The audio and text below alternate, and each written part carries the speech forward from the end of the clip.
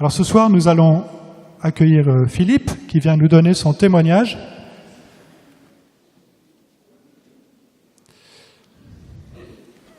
Qui va le lire lui-même. Il m'a dit peut-être que je serai ému, mais bon, on va voir. Philippe qui a été guéri il y a tout juste 1 an, donc ça tombe bien, c'était vraiment à 1 an, à 1 jour près. Donc il a eu le temps de vérifier sa guérison. Bonsoir. La maladie que j'ai subie était uniquement due au tabac dont j'ai abusé pendant 22 ans, à raison de 2 paquets de brunes sans filtre par jour. Les derniers mois, avant d'arrêter, j'étais même passé à 3. Puis j'ai décidé d'arrêter de fumer. C'était le 1er janvier 1993, j'avais 40 ans. Cependant, 6 mois plus tard, je ne pouvais plus courir, 2 enjambées et je suffoquais affreusement. Puis en juin 2001, j'ai subi une décompensation pulmonaire massive. Cela se traduisit par une perte de 13 kilos de poids de corps en 3 jours, avec un bon 40 de fièvre et une hospitalisation de 5 semaines. La sortie d'hôpital fut très difficile. Je n'avais plus aucun souffle, ma tension était très très basse. J'étais extrêmement affaibli. Heureusement, une mise sous oxygénothérapie m'a permis de reprendre un peu de vie. Mais il y a des jours où, pour simplement monter un étage, il faut que je fasse une pause et que je m'arrête à mi-parcours malgré l'oxygène. Mais je ne me plains pas, je m'estime même plutôt chanceux. La plupart des personnes qui ont fumé comme moi sont souvent déjà mortes d'un cancer. Moi, c'est de l'emphysème, c'est-à-dire que les petits sacs, là où les échanges gazeux se font dans les poumons, sont détruits. La conséquence directe est que les échanges air, oxygène, corps ne peuvent plus se faire naturellement.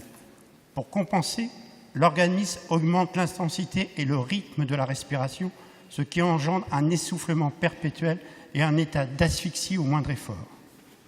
Puis un jour, une amie m'a parlé de guérison étonnante, ici, à Saint-Nicolas-des-Champs. Bien que profondément croyant et pratiquant depuis toujours, cela me surprenait un peu. Mais je me décidai quand même à aller y faire un tour dans cette église. La première fois que je suis venu ici, vous n'imaginez pas le choc que j'ai ressenti. Toute cette foule plongée dans une immense ferveur et puis cette sensation de piété totalement intense qui émanait de la plupart des personnes présentes. Tout cela m'a profondément ému. De plus, ce jour-là, l'église où nous nous trouvons ici ce soir, était encore plus pleine que d'habitude. Nous sommes restés debout, près de la porte. Puis ce fut le miracle. Il y a 1 an, presque jour pour jour, le 18 décembre 2014, une parole de connaissance annonça ici même qu'une personne était guérie de ses poumons. Presque immédiatement, moi, qui depuis 2001 avait d'énormes douleurs au niveau de la plèvre, eh bien là, ça a commencé par le côté droit. Une petite chaleur s'est mise à descendre le long de la plèvre. Cette petite chaleur est passée par le devant, sous le cœur, au niveau du diaphragme, puis elle est remontée par le côté gauche jusqu'en haut du poumon. Mais ce qui est le plus extraordinaire, presque incroyable et pourtant bien réel, c'est une fois la chaleur passée, la douleur, elle aussi s'en est allée, disparue. Que s'est-il passé? Mystère. Mais à partir de ce moment-là, je me suis remis à monter des escaliers sans assistance d'oxygène. De plus en plus intrigué, j'ai passé une radio de contrôle qui révéla que le volume de mon cœur était revenu à la normale. L'emphysème, au niveau des poumons, est toujours visible à la radio, et je peux monter des escaliers, marcher sans souci, supporter le brouillard sans oxygène, visiter des musées de longues heures, vivre enfin normalement. Depuis 1 an, je refais des randonnées en montagne, avec des dénivelés que je ne pensais jamais pouvoir refaire, et tout cela avec des temps de marche normaux.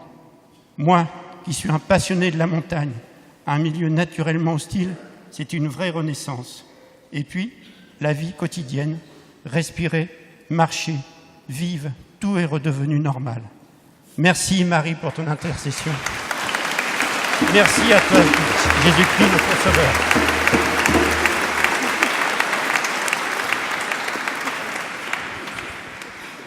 Voilà, Philippe m'a dit qu'il aimait beaucoup la montagne et qu'il voyait dans la montagne une manifestation de la gloire de Dieu. C'est beau de voir dans la nature la gloire de Dieu, dans les belles choses de la nature. Merci beaucoup Philippe de ce témoignage. Merci infiniment.